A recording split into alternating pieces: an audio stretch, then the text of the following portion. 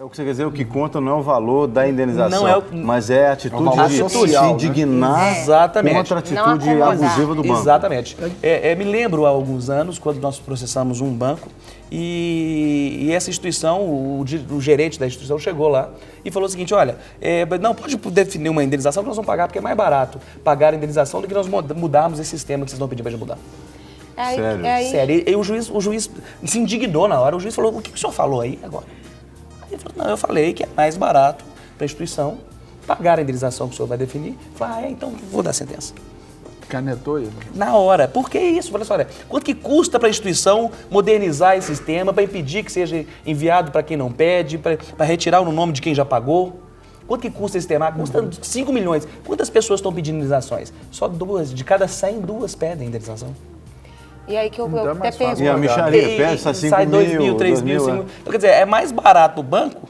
Até porque se colar, colou, né? Porque manda exatamente. E muitos desses 100, desses 98 vão utilizar. Vão utilizar. Que é essa outra estratégia. É a estratégia utilizada na época da revista Time. Que é aquela assim, olha, manda para todo mundo de graça e começa a cobrar daqui a um tempo. É que eu te pergunto, exatamente isso. O Código de Defesa do Consumidor, né, o artigo 39, fala que é um ato abusivo você enviar um cartão sem ser solicitado. E o caput dele fala que, caso envie, isso é considerado algo grátis. Sim. Então, não pode cobrar nada. Sim. O que está faltando, então? Está faltando cumprir a lei, porque se eles não respeitam e existe uma legislação específica para isso. Como que você vê? Ser entrevistado por advogado é diferente, né? Fala o artigo, fala o caput, fala do caput é a cabecinha a cabeça do artigo. Isso. Já mais o lado do consumidor, né? Bem equilibrado. Mas a lei define isso e o consumidor, o considerado grátis, é o seguinte, se você não requereu e recebeu, você não deve pagar anuidade por aquele instrumento. Então você recebeu, eu recebi e vou começar a utilizar aquilo, mas eu não pedi. Então você não é obrigado a pagar uma anuidade, lembrando que a anuidade é ano, é o primeiro ano. O segundo ano o banco poderia cobrar, por exemplo, a anuidade, mas você não é obrigado a pagar a anuidade. Então se for enviado sem requerimento, todo e qualquer produto, não é só o cartão de crédito, se é enviado sem o seu requerimento, é uma amostra grátis, você está recebendo aquilo de brinde, alguém está te dando aquilo de brinde. Ok? Lembrando que quando nós falamos que é grátis, é a anuidade e não aquilo que você gastou. É óbvio que você foi lá e consumiu a cobrança daquilo, virá e você deverá pagar. E caso haja algum encargo, você vai entrar contra a operadora ou contra o banco? Contra as duas pessoas. O código define que tanto o fornecedor quanto o produtor devem ser responsabilizados. Nesse caso, eu entendo que a responsabilidade é dos dois. Mas nós vamos começar a voltar a isso. O Código de Defesa do Consumidor, por exemplo, define que quem faz propaganda de um produto se torna responsável solidário. Então, qualquer artista que vai à frente da televisão e fala assim, utiliza a sua imagem, fala assim, olha, compre a sua casa nesse empreendimento, é muito bom.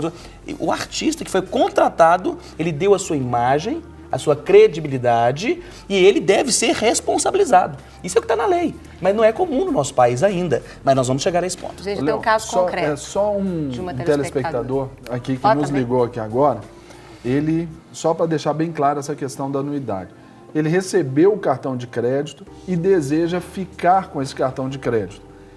O fato dele ligar para o banco significa o aceite ou ele ainda pode negociar a anuidade daquele cartão oferecido? Porque ele só vai descobrir se vai existir anuidade ou não na primeira fatura. Pois é, mas antes ele não tem como negociar, já lhe perguntar. Eu aconselho que ele documente isso.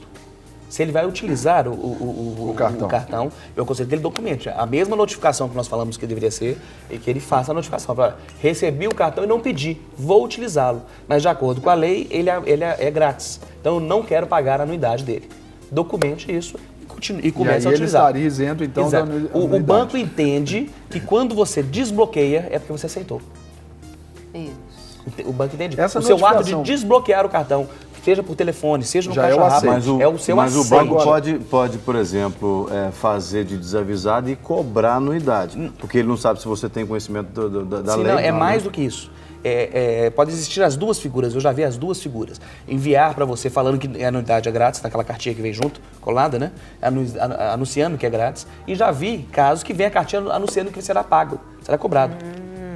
Mesmo que venha na carta escrito que será cobrado, aquela ordem não é superior à lei.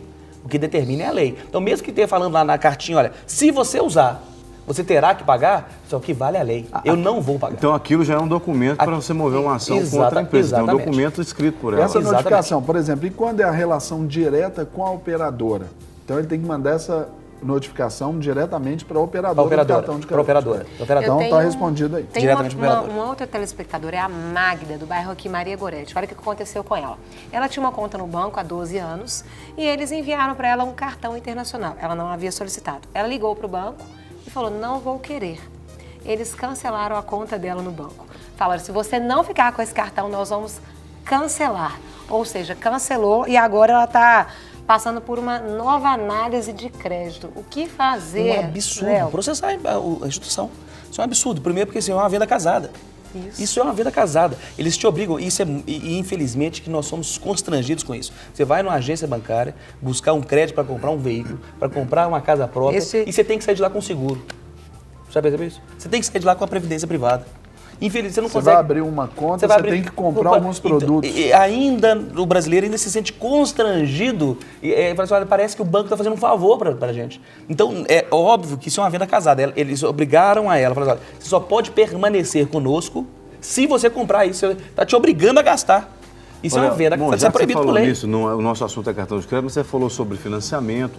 E é muito comum no financiamento de casa própria, né, se vender, por exemplo, um seguro como venda casada. Sim, sim. Aí a pessoa, no desejo de ter a casa Fica própria, com medo de ser negado, né? E assina o contrato. Uma vez que a pessoa assinou o contrato, mas ela tem no coração de que ela fez aquilo só para conseguir o empréstimo da casa própria, ela ainda assim consegue mover uma ação contra a instituição financeira? Consegue, gente. Mesmo tendo assinado um contrato, concordando? Isso foi uma das grandes novidades do Código Civil de 2002. Antes, nós tínhamos a nossa legislação alemã rígida, que falava que era o pacta sunt servanda. Aquele que faz um pacto se torna servo, se torna escravo do pacto. Se você assinou que vai pagar desse jeito, não interessa o que vai acontecer, você se tornou escravo daquilo que você escreveu ou assinou. De 2002 para cá, nós entendemos como o princípio da boa-fé ao contratar. E isso pode ser alterado. Então, mesmo que você assine, um dia após assinar, você pode questionar aquilo e pode ser revogado. Inclusive, deve ser revogado. Pois é, porque mas a pessoa aí fica você não perde o constrangida. financiamento, você não, perde só o... Exatamente. Porque a pessoa fica constrangida de não fazer. Mas, olha, se eu não assinar a previdência privada, ele não vai liberar o crédito para comprar casa. E aí ele assina os dois. E vai ouvindo do banco até em casa a esposa falando assim, você vai gastar aquele dinheiro? Nós não temos dinheiro para previdência privada. Nós não temos dinheiro para aquela previdência privada se torna um problema para o casamento. Ele foi lá para resolver o problema do casamento e comprar uma casa própria e criou um outro problema. Então ele não é obrigado a fazer isso. Ele se sentiu constrangido em fazer e ele pode questionar judicialmente e cancelar somente aquilo que lhe foi obrigado. Tá? Sem perder nenhum dos benefícios do outro produto. Ainda mais agora com a portabilidade de financiamento, sim, de crédito. É que a partir de hoje... Aí fica melhor ainda, né? Exatamente. Então deve ser... E isso, vamos ver como que vai operar isso. A instituição bancária vai ter que aprender muito com isso. Sim. Então, quer dizer, nós estamos evoluindo na nossa democracia, estamos evoluindo com o Código de Defesa do Consumidor. Nós temos 25 anos do Código de Defesa do Consumidor, mas ele é um neném. E o brasileiro está aprendendo a lidar com ele agora, exatamente. né? Olha, foi muito bom tê-lo conosco, viu? Antes de mais tudo aqui, uma última pergunta para o Léo. Lá vem. Antes de mais tudo. É qualquer cartão de crédito que consegue comprar um relógio bonito desse aqui? Oh, meu Deus. Com certeza não, Não precisa de responder, não, Léo. Ó, faz o seguinte. Isso aqui, você pega o cartão grátis e ganha o relógio grátis. Você vai ter que voltar aqui para responder, viu? Eu só volto só na próxima vez que eu voltar que eu respondo. O limite do cartão para comprar esse relógio tem que ser muito grande. Só na próxima vez que eu respondo sobre isso. Obrigada, viu? É um privilégio, querido. É sempre muito gostoso estar aqui com vocês. Conosco.